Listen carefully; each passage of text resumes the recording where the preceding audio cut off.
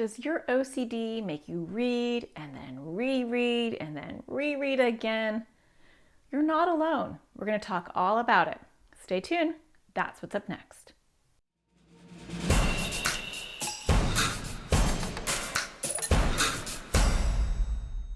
Hi, my name is Natasha Daniels. I'm a therapist and I make videos for people with anxiety or OCD.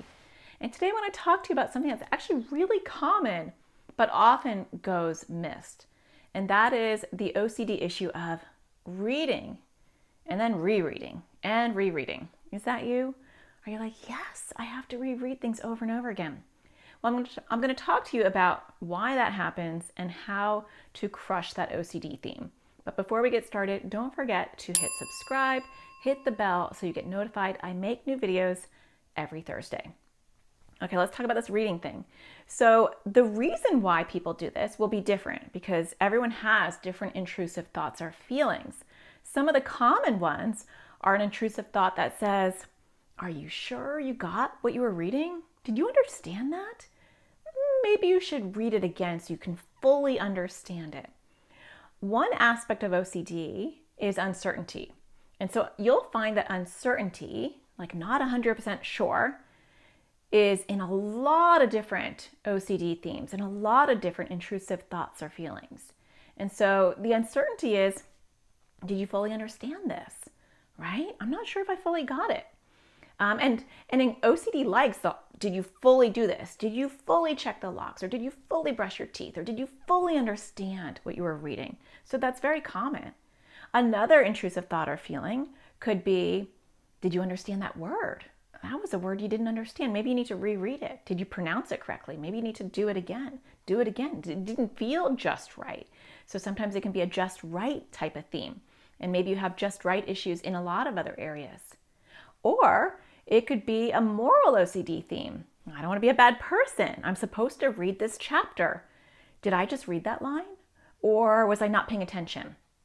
I don't want to be a liar. If I say I have to read 30 pages, then I have to know that I read it. Maybe I need to reread it so that I pay attention this time.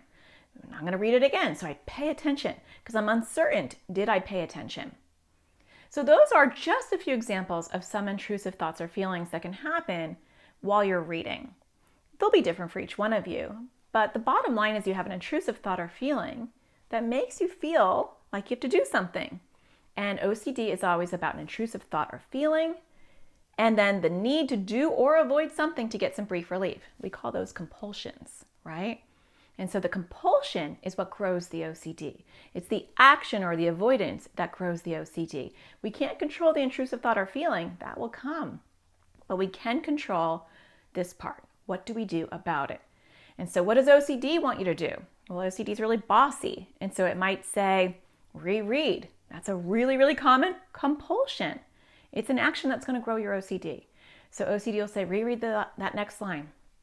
Reread the line again. Reread the line again. And people around you might start to notice. People might say, wow, he's a really slow reader. Or wow, she's really, really taking forever to finish that.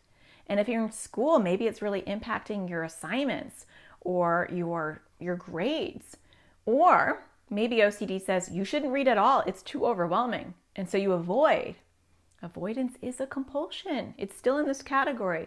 So the more you avoid or the more you reread, what do you think happens?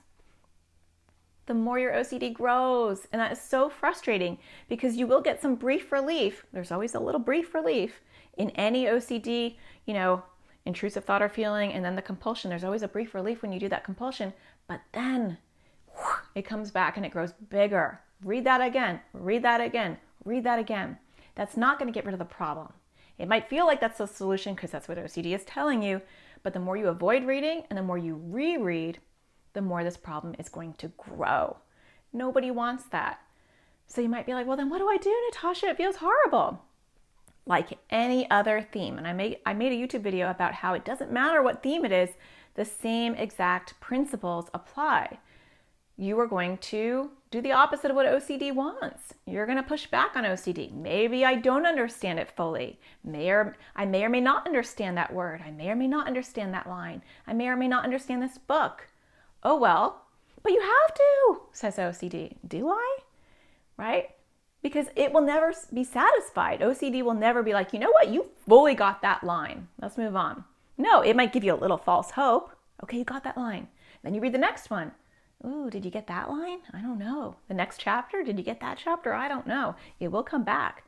And so the best way to work through this is to go head on and do the things that OCD doesn't want to do, which means to avoid the compulsions. With every OCD theme, it's the same thing. And so if OCD wants me to reread, then I'm not going to reread. Easier said than done, I know.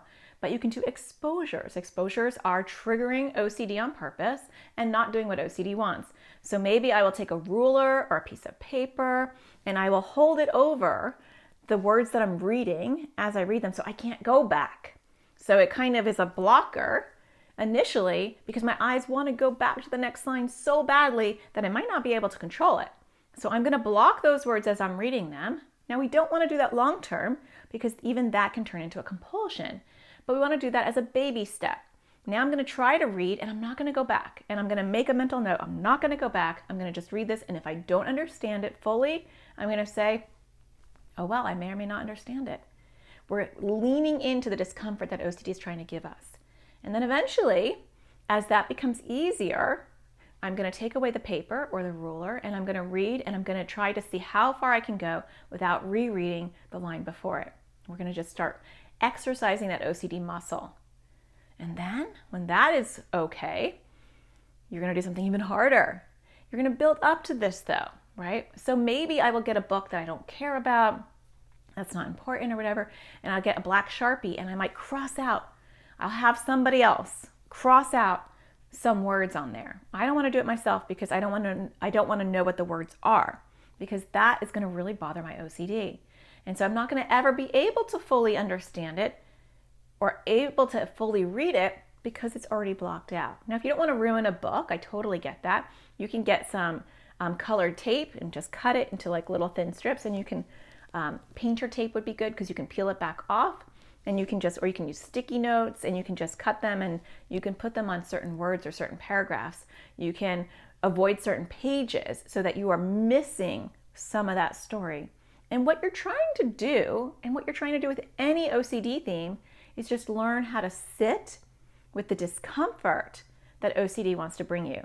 Because OCD's biggest weapon is to give you discomfort. Oh my gosh, this feels really uncomfortable, regardless of whatever intrusive thought or feeling it is, and boss you around and make you do or avoid the things that OCD wants you to do or avoid. So in this case, it's you better reread or you better avoid books, right? And it might be different for different themes that you have going on besides this one. But regardless, the answer is always the same.